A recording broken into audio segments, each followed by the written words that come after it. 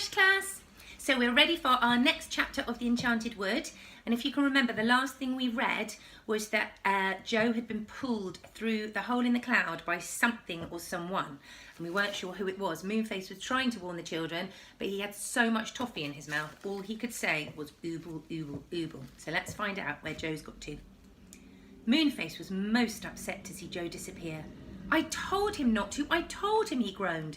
"You didn't," sobbed Fanny. "Your mouth was full of toffee and all you could say was ooble, ooble, ooble. And how could we have known what that meant?" "Where's Joe now?" asked Bessie, quite pale with shock. Yes, indeed. Where was Joe? Someone had lifted him right off the ladder up into the land of ice and snow. And there, strangely enough, the moon and the sun were in the sky at the same time, one at one side and the other opposite, both shining with a pale light. Let's have a look. So here is Joe. He's come through the little hole in the cloud into the land of ice and snow, where you've got the moon on one side and the sun on the other. And this looks like a very grumpy snowman. There's another picture over here of Joe standing looking very cold and shivering next to an igloo. And here's this big snowman. So let's find out what happens to poor old Joe. Joe shivered, for it was very cold. He looked to see what had lifted him off the ladder, and he saw in front of him a big, strange creature. A snowman! He was just like the snowman Joe had so often made in the winter time, round and fat and white, with an old hat on his head and a pipe in his mouth. "This is luck," said the snowman, in a soft, snowy sort of voice. "I've been standing by that hole for days, waiting for a seal to come up, and you came." "Oh," said Joe, remembering that seals come up to breathe through holes in the ice. "That wasn't a water hole, that was the hole that led down the faraway tree. I want to go back, please." "The hole is closed up," said the snowman. Joe looked, and to his great dismay, he saw that a thick layer of ice had formed over the hole, so thick that he knew perfectly well he could never break through it. "Whatever shall I do now?" he said. "Just what I tell you," said the snowman with a grin. "This is splendid. In this dull and silent land there is nothing but polar bears, seals and penguins. I've often wanted someone to talk to." "How did you get here?" asked Joe, wrapping his coat firmly round him, for he was bitterly cold. "Ah," said the snowman, "that's a long story. I was made by some children long ago, and when they'd finished me, they laughed at me and threw stones at me to break me up. So that night I crept away here and made myself king. But what's the good of being king if you've only bears and things to talk to? What I want is a jolly good servant who can talk my language. And now you've come." "But I don't want to be your servant," said Joe indignantly. "Nonsense," said the snowman, and he gave Joe a push that nearly sent him over. Then, on big flat snow feet, he moved forward to where there was a low wall of snow. "Make me a good house." "I don't know how to," said Joe. "Oh, just cut blocks off this stiff icy snow and build them up one on top of one another," said the snowman. "When you've finished, I'll give you a fur coat to wear, then you won't shiver so much."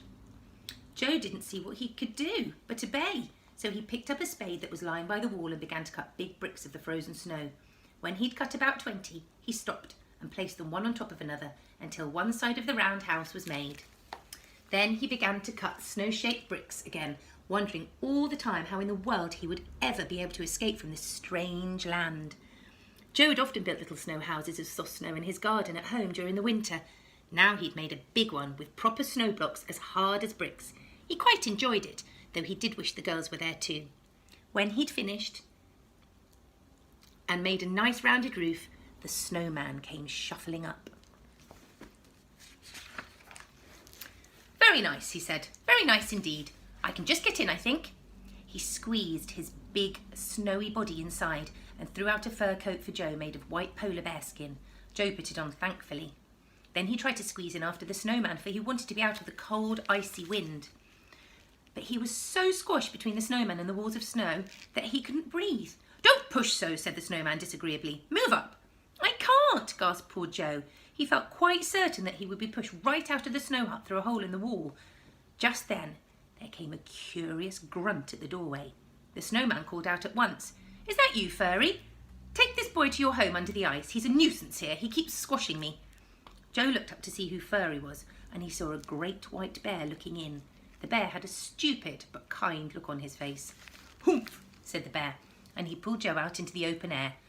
Joe knew it was no use to struggle. Nobody could get away from a bear as big as that. But the bear was certainly kind. "Oomph," he said to Joe with a loud grunting noise. "I don't know what you mean," said Joe. The bear said no more. He just took Joe along with him, half carrying the little boy, for Joe found the way very slippery indeed. They came to a hole that led under the ice and snow. The bear pushed Joe down it, and to Joe's enormous surprise, he found there was a big room underneath, with 5 bears there, big and little. It was quite warm there too. Joe was astonished, for there was no fire, of course. "Humph," said all the bears politely. "Humph," said Joe. That pleased the bears very much indeed. They came and shook paws with Joe very solemnly and oomphed all over him. Joe liked the look of the bears much more than he liked the look of the snowman. He thought perhaps they might help him escape from this silly land of ice and snow. "Could you tell me the way back to the faraway tree?" he asked the bears politely and clearly. The bears looked at one another and then oomphed at Joe. It was quite clear they didn't understand a word he was saying. "Never mind," said Joe with a sigh, and made up his mind to put up with things until he could see a way to escape. The snowman was a great nuisance. No sooner did Joe settle himself down for a nap, leaning his head against the big warm body of a bear, than there came a call from the snow house. "Hey, boy, come here and play dominoes with me." So Joe had to go and play dominoes, and as the snowman wouldn't let him come into the hut because he was so squashed, Joe had to sit at the doorway and play, and he nearly froze to bits. Then, another time, just as he was eating a nice bit of fried fish that one of the bears had kindly cooked for him, the snowman shouted to him to come and make him a window in his house, and Joe had to hurry off and cut a sheet of clear ice to fit into one side of the snow house for a window. Really, that snowman was a perfect nuisance. "I wish to goodness I've never peeped into this silly land," thought Joe 100 times. "It's a good thing the bears are so nice to me. I only wish they could say something else besides oomph." Joe wondered what Bessie and Fanny were doing. Were they very upset when he didn't come back? Would they go home and tell their father and mother what had happened? Bessie and Fanny were upset. They were in a great fright too. It had been dreadful to see poor Joe disappear through the cloud like that. Moonface looked very solemn too. He could speak quite clearly now he'd swallowed all the toffee. "We must rescue him," he said, his face shining like the full moon. "How?" asked the girls. "I must think," said Moonface, and he shut his eyes. So he's thinking very hard. His head swelled up with his thinking. He opened his eyes and nodded his head.